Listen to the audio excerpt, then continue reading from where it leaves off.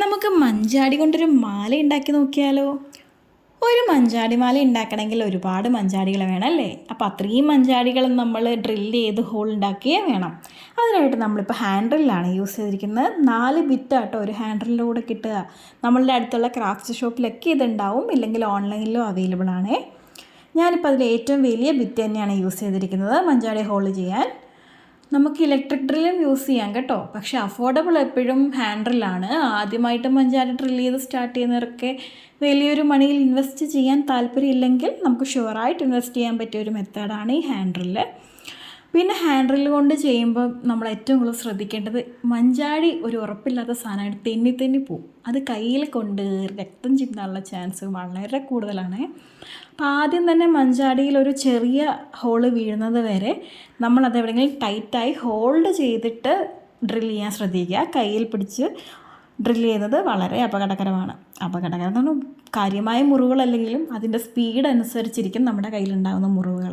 ഞാനിപ്പോൾ നിങ്ങളെ കാണിക്കാൻ വേണ്ടിയാണ് ഫസ്റ്റ് ടൈമേ കയ്യിൽ പിടിച്ച് ചെയ്യുന്നത് കേട്ടോ. ചെറിയൊരു ഹോള് വീണ് കിട്ടിയാൽ ബാക്കി നമ്മൾ കൈ പിടിച്ച് ചെയ്താൽ നമുക്കറിയാം, ബാക്കി മഞ്ചാടി തെന്നി പോകാതെ തന്നെ അവിടെ ഇരുന്നോളും. ഇപ്പം നമ്മൾ ഈ ഒരു മഞ്ചാടി ഹോളിട്ടെടുത്തിട്ടുണ്ട്.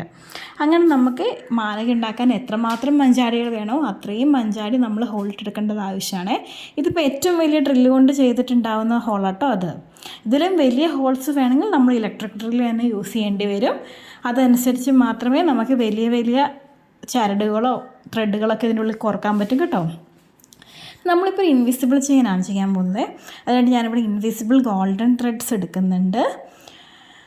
ഇൻവിസിബിൾ ചെയിൻ ഒരിടയ്ക്ക് ട്രെൻഡിങ് ആയിരുന്നു അല്ലേ? നമുക്കതിൽ മഞ്ചാടി കൊണ്ട് ചെയ്താൽ എങ്ങനെ ഉണ്ടാവും നോക്കാം. നമ്മൾ ഓൾറെഡി മഞ്ചാടി കൊണ്ട് ചെയ്ത ഷോർട്സ് ഞാൻ യൂട്യൂബിൽ പോസ്റ്റ് ചെയ്തിട്ടുണ്ട്. ഇത് നമ്മുടെ ആദ്യത്തെ യൂട്യൂബ് വീഡിയോയാണ്. അപ്പം ഞാൻ കരുതി ഈ മഞ്ചാടി കൊണ്ടുള്ള മാല തന്നെ വീഡിയോ ആയിട്ട് ഇട്ടേക്കാം. അപ്പം നമ്മൾ അതിന് വേണ്ടിയുള്ള ഫിഷ് ഹുക്സും സ്റ്റോപ്പേഴ്സും എല്ലാം എടുത്തിട്ടുണ്ട്. നമുക്ക് ഫിഷ് ഹുക്കും മാത്രമല്ല യൂസ് ചെയ്യുന്നത്, ഞാൻ ചില മാലകളിൽ അഡ്ജസ്റ്റബിൾ ആയിട്ടുള്ള ഹുക്കും യൂസ് ചെയ്തിട്ടുണ്ട്. അപ്പോൾ ഇതൊക്കെയാണ് നമ്മൾ ചെയ്ത മാലകൾ, നമ്മളിപ്പോൾ ചെയ്തെടുത്ത ഇൻവിസിബിൾ ചെയിൻ. ഞാൻ ഈ ചെയ്യുന്നതിൻ്റെ ട്യൂട്ടോറിയലായിട്ട് വേണമെങ്കിൽ ഇതിലൊന്ന് കമൻറ്റ് ചെയ്യണേ. ആദ്യത്തെ യൂട്യൂബ് വീഡിയോ ആണ്, എത്ര പേര് കാണുന്നുണ്ടെന്നൊന്നും എനിക്കറിയില്ല. പക്ഷേ ഇത് കഴിഞ്ഞിട്ട് ഞാൻ ട്യൂട്ടോറിയലായിട്ട് അപ്ലോഡ് ചെയ്യുന്നതായിരിക്കും കേട്ടോ. ഇതാണ് നമ്മൾ ചെയ്തെടുത്ത മാലകൾ. ഇതിപ്പോൾ ഞാൻ 3 ലോക്കറ്റ് വെച്ചാണ് ചെയ്തിരിക്കുന്നത്. ഇത് നമുക്ക് ലോക്കറ്റും മഞ്ചാടിയുടെ എണ്ണവും ഒക്കെ കസ്റ്റമൈസ് ചെയ്ത് ഉണ്ടാക്കിയെടുക്കാൻ പറ്റും കേട്ടോ. ഇൻവിസിബിൾ ചെയിൻ ചെയ്യാൻ വളരെ എളുപ്പമാണ്. മഞ്ചാടി ഡ്രില്ല് ചെയ്യുന്നതെന്നതാണ് ഇതിൽ ഏറ്റവും ഹാർഡ് പാർട്ട്.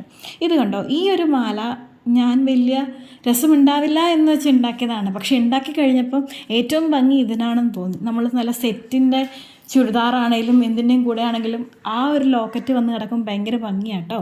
അതിൽ നമ്മൾ അഡ്ജസ്റ്റബിൾ ആയിട്ടുള്ള കൊളുത്താണ് യൂസ് ചെയ്തിരിക്കുന്നത്. ഇതാണ് 3rd പെയർ.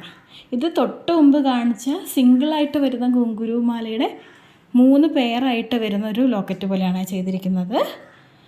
അപ്പോൾ ഇന്ന് ചെയ്ത എല്ലാ മാലയുടെ ഫോട്ടോസ് ഞാനിതിന് ശേഷം അറ്റാച്ച് ചെയ്യാം കേട്ടോ. അപ്പോൾ ഇതിൻ്റെ ട്യൂട്ടോറിയൽ വീഡിയോസൊക്കെ ഇനി ഇടുന്നതായിരിക്കും. അപ്പോൾ എല്ലാവരും സപ്പോർട്ട് ചെയ്യണേ. ആദ്യത്തെ വീഡിയോ ആയതുകൊണ്ട് തന്നെ സബ്സ്ക്രൈബേഴ്സൊക്കെ കുറവാണ്. അപ്പോൾ എല്ലാവരും സബ്സ്ക്രൈബ് ചെയ്യണേ. അപ്പം നമുക്ക് അടുത്ത വീഡിയോയിൽ കാണാം. അതുവരെ ബൈ.